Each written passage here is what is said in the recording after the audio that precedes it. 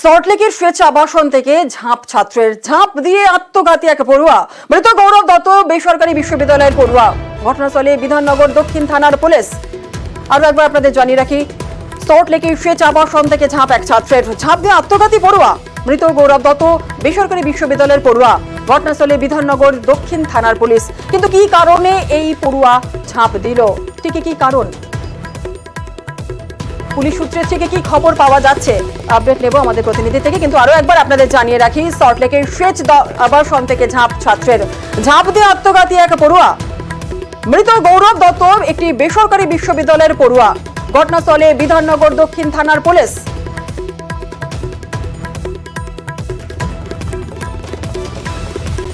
প্রত্যক্ষদর্শীরা কি বলছেন শোনাবো। ঘটনাটা আওয়াজ শুনতে পাই যে মহিলাদের সবাই এক জায়গায় জমাট হয়ে একটা আওয়াজ শুনতে পাই। সেই আওয়াজটা শুনে আমি বেরিয়ে এসে যখন দেখি এখানে অনেকজন মহিলারা সব দাঁড়িয়ে আছেন, তা আমি দৌড়ে এসে দেখলাম ছেলেটা ওরমভাবে পড়ে রয়েছে। তারপরে স্যারেরা এলেন, ওনার গাড়িতে করে এলেন, তখন ওই গাড়িতে করে আমি ওনাকে বললাম তো চলো এই গাড়িতে তুলে নিয়ে চলে যাওয়া।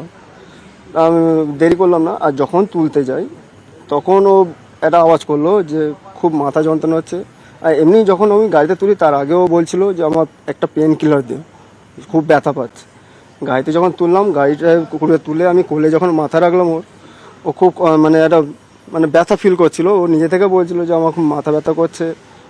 ওনার মা সামনে ছিল গাড়ির সামনে, ওনাকেও বলছে যে আমার বুকে যন্ত্রণা হচ্ছে। এবার হসপিটালে ঢোকার পরে যখন স্ট্রেচারে তুলছে তখনও পর্যন্ত একটা বিশাল বড় একটা আওয়াজ করলো যে খুব মা যন্ত্রণা করছে। এই জাস্ট এইটুকু জিনিস পরে হসপিটালে ওকে নিয়ে। সল্টলেকে এই সেচ আবাসন থেকে ছাত্রের যে ঝাঁপ, পুলিশ সূত্রে থেকে কি জানা যাচ্ছে, পুলিশ কি বলছে, এই ঝাঁপ কেনই আত্মঘাতী হলেন এই পড়ুয়া? কথা বলবো আমাদের সঙ্গে অনুপ চক্রবর্তী, আমাদের প্রতিনিধি রয়েছে। অনুপ, পুলিশ সূত্রে কি জানা যাচ্ছে?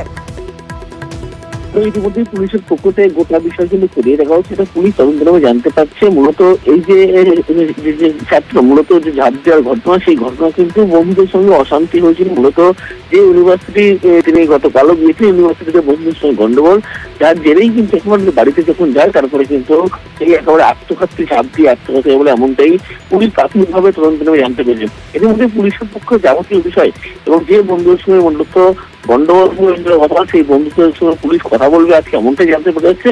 এবং কি কারণে এই ঝাঁপ দিলেন এই সমস্ত যাবতীয় বিষয় আজ থেকে জানতে চাওয়া হবে। কিন্তু গতকাল যখন একবার তিনি ইউনিভার্সিটি ছিলেন, তার খবর থেকে বেরিয়ে যান, বাড়িতে যায়, তারপর সেই আবাসন ছিল, আবাসনের উপর থেকে এবং পরবর্তীতে বেসরকারি হাসপাতাল সেখানে যখন নিয়ে যাওয়া হয় এবং সেখানেই কিন্তু তার মৃত্যু হয়েছে।